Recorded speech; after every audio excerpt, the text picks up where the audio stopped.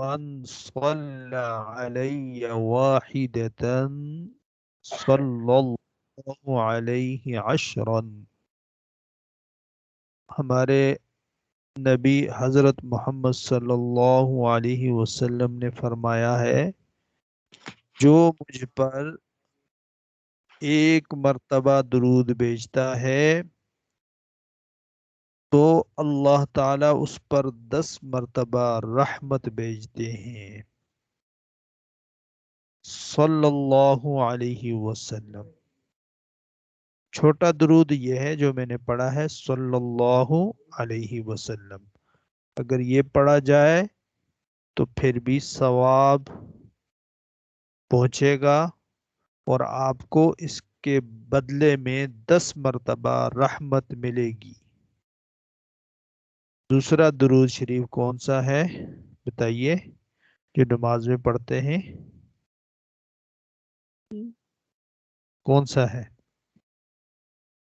جو ہم نماز میں پڑھتے ہیں۔ بولیں ذرا کون سا ہے، پڑھ کر بتائیں۔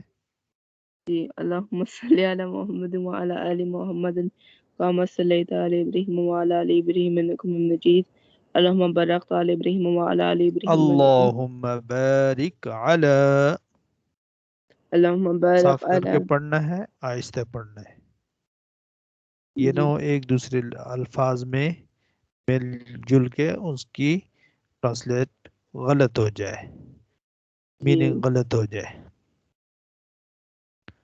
جی، اللہم بارک علی پڑھیے۔ اللہم بارک علی محمد وعلی آل محمد کما بارکت علی ابراہیم وعلی آل ابراہیم انک حمید مجید۔ یہ ہے درود شریف جی جو نماز میں پڑھی جاتی ہے، اور اصل درود شریف یہی ہے، اس کا ثواب بھی زیادہ ہے۔ اس جی کے علاوہ بہت سارے درود شریف اور بھی ہیں، اور جو بھی درود شریف پڑھیں گے اس کے بدلے میں اللہ تعالیٰ 10 مرتبہ رحمت بھیجیں گے۔ یہ نبی صلی اللہ علیہ وسلم نے ہمیں بتایا ہے۔ اب اس کی وجہ کیا ہے کہ اللہ تعالیٰ 10 مرتبہ درود رحمت بھیجتے ہیں کہ اللہ تعالیٰ کو بہت زیادہ پسند ہے۔ جیسے اللہ تعالیٰ اپنے پیارے حبیب صلی اللہ علیہ وسلم کو بہت پسند کرتے تھے، پسند کرتے ہیں، اور بہت زیادہ محبت کرتے ہیں، اسی طرح جو درود شریف پڑھنے والے ہیں ان سے بھی محبت کرتے ہیں۔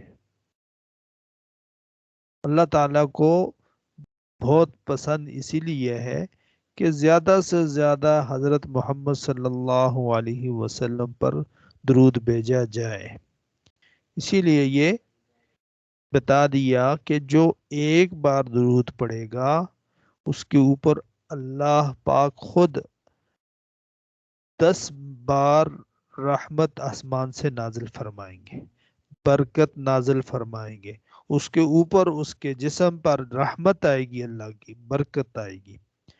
جب ایک بندے پر اللہ کی رحمت اور برکت آ رہی ہو تو اس کے اوپر کبھی بھی شیطانی اثرات اور ظالموں کے شر انشاءاللہ اس سے محفوظ رہے گا۔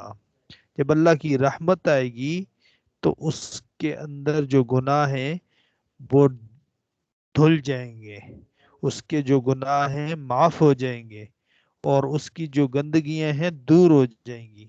اللہ خود رحمت بھیجتے ہیں، اس لیے مسلمانوں کو چاہیے کہ وہ درود شریف پڑھیں، اور خاص کر جب بندہ پریشان ہو یا کوئی بندی پریشان ہو تو اس کو درود شریف بہت زیادہ پڑھنا چاہیے۔ اس کی برکت سے اللہ تعالیٰ اس کی پریشانی کو دور فرما دیتے ہیں۔ اور جمعے والے دن کثرت سے پڑھنا چاہیے۔